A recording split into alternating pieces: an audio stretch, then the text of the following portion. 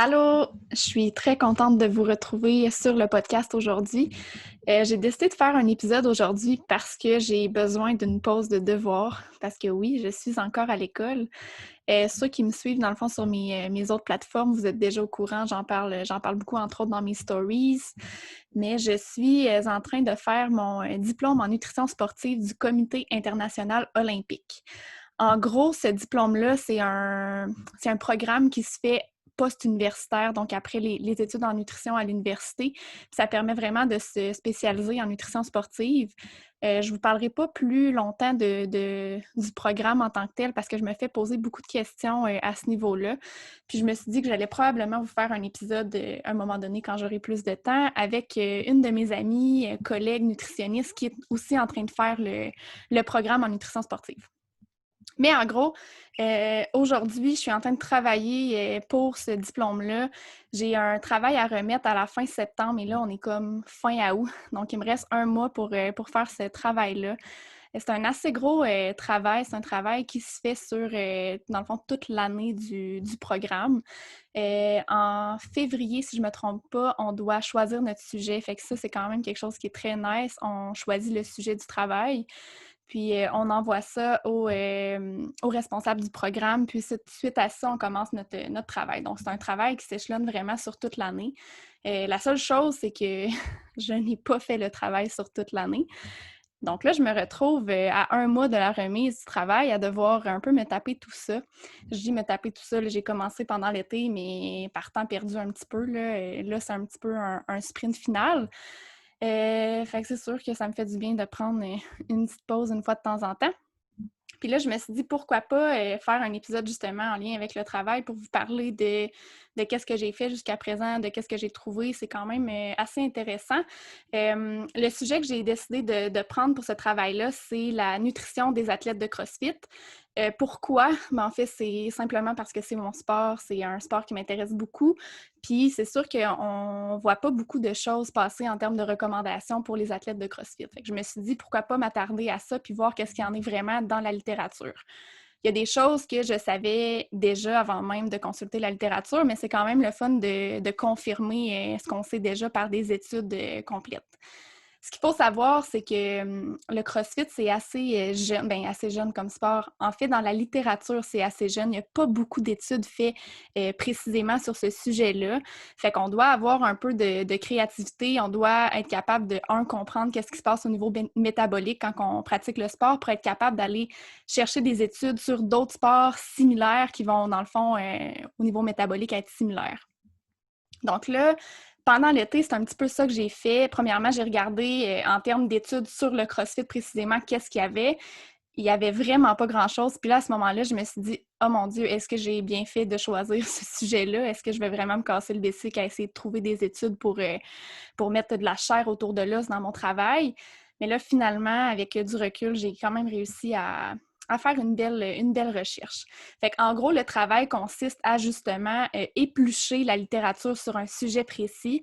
Moi, je suis allée vraiment vague, donc nutrition pour les athlètes de CrossFit, donc ça va regrouper autant les recommandations en termes de macronutriments, donc glucides, lipides, protéines, en termes de dépenses énergétiques également. Je vais aborder tout ce qui relie une compétition, donc les jours avant la compétition, qu'est-ce qu'on fait, le matin de la compétition, pendant la journée, pendant les WOD, entre les WOD.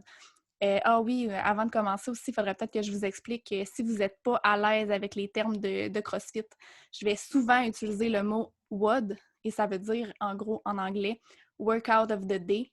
Fait que c'est comme les entraînements de la journée. Puis une compétition est souvent, même toujours, composée de plusieurs WOD. Puis un entraînement d'une journée, ça peut être un WOD avec un autre petit entraînement combiné ou ça pourrait être plusieurs WOD. Donc, c'est variable. Donc, c'est ça. Fait que j'aborde vraiment aussi tout ce qui est le avant, pendant, après WOD. Puis, suite à ça, je vais aller fouiller aussi au niveau des diètes populaires chez les athlètes de CrossFit. Qu'est-ce qu'il y en a dans la littérature à ce niveau-là. Puis, au niveau des suppléments. Donc ça va faire, je pense que déjà avec ça, je vais avoir suffisamment de jus pour compléter mon travail, qui est un gros travail de 5000 mots. Je vous dis qu'avec tout ce que je vais aborder, ça monte assez vite. Fait que sûrement que je vais devoir même faire un travail pour couper mes mots. Donc, aujourd'hui, ce que je veux faire, et je vais finir par y arriver, je voulais vous parler de 5 choses que j'ai soit découvert avec ma recherche ou que j'ai confirmé, que je savais déjà, mais que j'ai confirmé. Fait qu'un peu juste vous dire des petits faits intéressants par rapport à l'alimentation des athlètes de CrossFit. Donc, premièrement, ce qu'il faut savoir, vous le savez probablement déjà si vous faites du CrossFit, mais c'est un sport de haute intensité, principalement à intervalles, ce qui veut dire qu'on a des périodes d'action puis on a des périodes de repos pendant un WOD. Ça veut dire que la principale source d'énergie à l'effort pendant un WOD de CrossFit, c'est les glucides. Donc, le corps, comment il fonctionne? Il y a des réserves de glucides dans les muscles, dans le foie. Ça s'appelle les réserves de glycogène. Donc, pendant un WOD, c'est cette source d'énergie-là qu'on va principalement utiliser.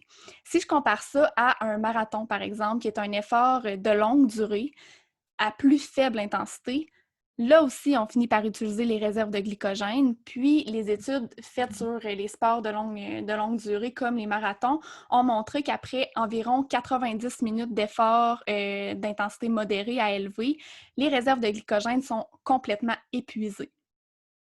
Donc, on n'a plus de réserves de glycogène. C'est entre autres pour ça qu'on va recommander de consommer des glucides pendant ces sports-là de longue durée. Maintenant, pour ce qui est du CrossFit, évidemment, un WOD de CrossFit ne prend pas 3-4 heures comme un marathon.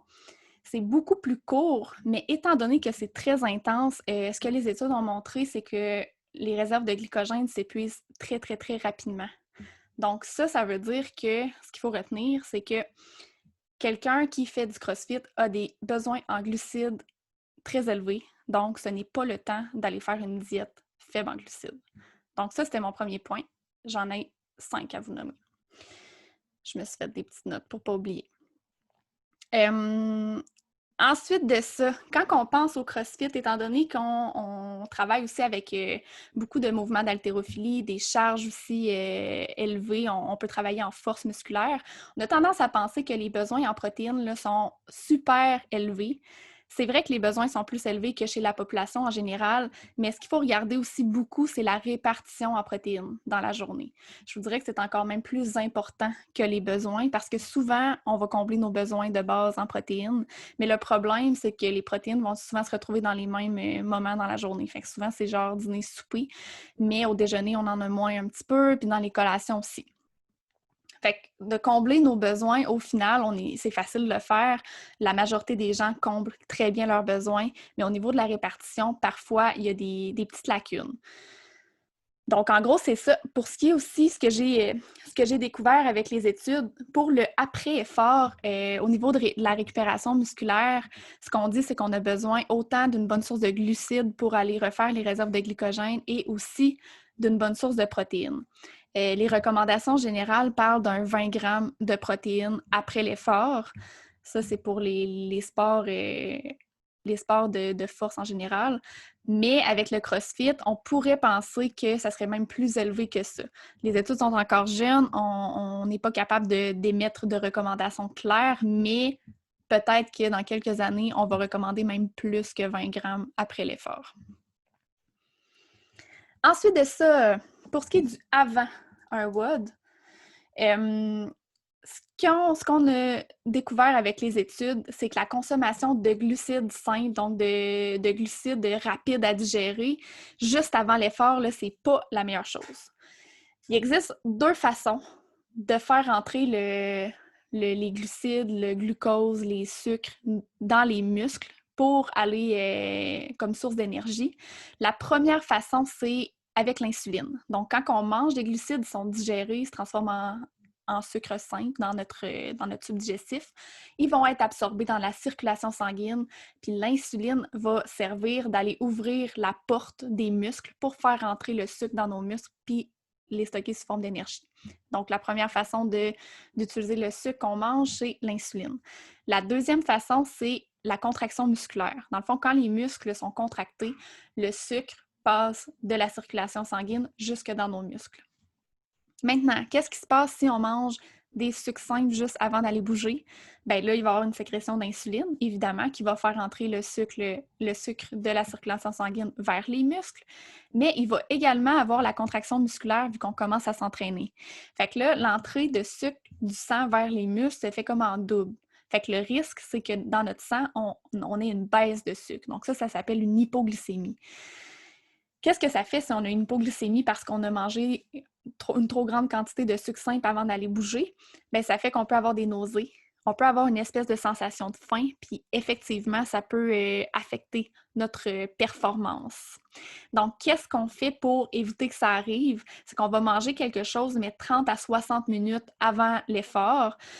L'important, c'est oui de consommer des glucides, mais on peut aller plus vers quelque chose comme une galette maison, un muffin maison, un smoothie. J'ai d'ailleurs une recette de smoothie pré-entraînement que vous pouvez trouver dans les liens. Je vais les mettre dans les liens de l'épisode.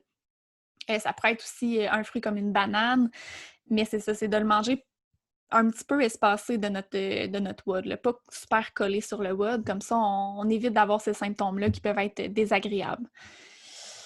Ensuite de ça, pour ce qui est de la consommation de glucides pendant un WOD, honnêtement, il n'y a vraiment pas beaucoup d'études à ce sujet-là. Puis les études qui existent jusqu'à présent, c'était pour des WOD qui sont moins longs que 30 minutes. Puis parfois, on a des WOD qui sont plus longs que 30 minutes. Les études qui ont montré, c'est que ça ne sert absolument à rien de consommer autre chose que de l'eau pendant un WOD qui est moins long que 30 minutes, mais on n'a aucune étude pour les WOD plus longs que ça.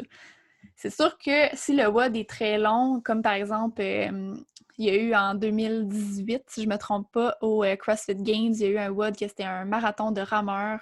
Donc là, ça a été un effort, c'était variable selon les athlètes, là, mais qui a duré environ 3 heures et plus. Là, on pourrait s'attendre que les besoins en glucides, effectivement, sont plus élevés et que les réserves de glycogène sont épuisées, donc qu'on ait besoin de consommer des glucides pendant ce WOD-là. Mais comme je dis, il n'y a pas d'études qui prouvent ça. J'imagine qu'avec les années, on va avoir des études et comme je disais, on peut s'attendre à ce que quand les WOD sont très longs, les WOD sont plus en endurance musculaire, que là, oui, qu'on ait besoin de consommer des glucides pendant. Là, la recommandation, c'est de l'eau seulement, selon tolérance. Ensuite de ça, on parle des besoins. Là, l'épisode d'aujourd'hui principalement sur les glucides, je me rends compte de ça. C'était pas vraiment planifié. Comme je disais tout à l'heure, les besoins en glucides sont élevés quand on fait du CrossFit et les réserves de glycogène pendant un WOD s'épuisent très rapidement. Ce qui est particulier avec une compétition, c'est qu'on a beaucoup de WOD dans une journée. Fait qu'en moyenne, c'est 3 à 4 WOD dans une journée de compétition. Donc là, on peut s'attendre à ce qu'après cette journée-là, nos réserves de glycogène sont assez faibles. Puis en plus de ça, entre les WOD, les périodes de récupération musculaire sont courtes. On n'a pas beaucoup de temps pour récupérer, pour bien manger et récupérer entre nos WOD. Donc là, ma question, c'est est-ce que ça serait pertinent de faire une surcharge en glycogène les jours avant une compétition de CrossFit? Malheureusement, je n'ai pas la réponse précise à ça aujourd'hui parce qu'il n'y a pas d'études faites là-dessus jusqu'à présent. Mais c'est certain qu'on sait que les réserves de glycogène s'épuisent rapidement. On n'a pas beaucoup de temps pour récupérer entre les WOD. Les besoins en glucides en général sont plus élevés chez les athlètes de CrossFit. Puis là, on se retrouve dans une situation où on a 3 à 4 WOD dans la même journée. Donc, pour cette raison-là, je serais curieuse de l'essayer, la surcharge en glycogène les jours précédant l'effort. Fait qu'on parle d'un 3 à 4 jours de consommation très, très, très élevée de glucides. C'est sûr que je pense qu'on n'aurait rien à perdre d'avoir vraiment des réserves en glycogène qui sont maximisées le matin avant une compétition de CrossFit. Si on part avec des réserves plus élevées, évidemment, ça va prendre plus de temps avant qu'ils s'épuisent. Donc, à suivre. Je ne sais pas si on va avoir de l'information à ce niveau-là qui s'en vient, mais ça serait très intéressant de faire des études sur ce sujet-là. Donc, voilà. Ça fait le tour pour mes petits faits par rapport à l'alimentation des athlètes de CrossFit. Là, dans le fond, je suis en train de rédiger ce beau travail-là. Il est à remettre le 30 septembre prochain, ça s'en vient. Après ça, évidemment, je vais prendre une petite pause, mais éventuellement, j'aimerais peut-être ça créer quelque chose avec mon travail. Je ne sais pas encore. C'est un projet très au tout début. Mais on verra. Si jamais vous avez des suggestions, des choses que vous aimeriez, si vous faites du CrossFit, puis je sais pas moi, une formation en ligne, un e-book, quelque chose, n'hésitez pas à me faire part de vos idées parce que c'est sûr que je vais avoir fait quand même, je vais avoir travaillé beaucoup là-dessus. Puis je pense que ça serait quand même intéressant de vous vulgariser tout ça pour vous transmettre l'information. Ça pourrait être le fun. Voilà, ça fait le tour pour aujourd'hui. Je sais pas le prochain épisode va être quand. J'y vais vraiment comme ça me tente, comme ça vient. Si vous avez aussi des suggestions de sujets que vous aimeriez que j'aborde, n'hésitez pas à m'en faire part. C'est sûr que mon but, c'est de répondre à vos questions. Donc, ça va me faire plaisir. Vous pouvez me contacter par toutes mes plateformes, que ce soit Instagram ou Facebook. Donc voilà, je vous souhaite de passer une belle fin de journée.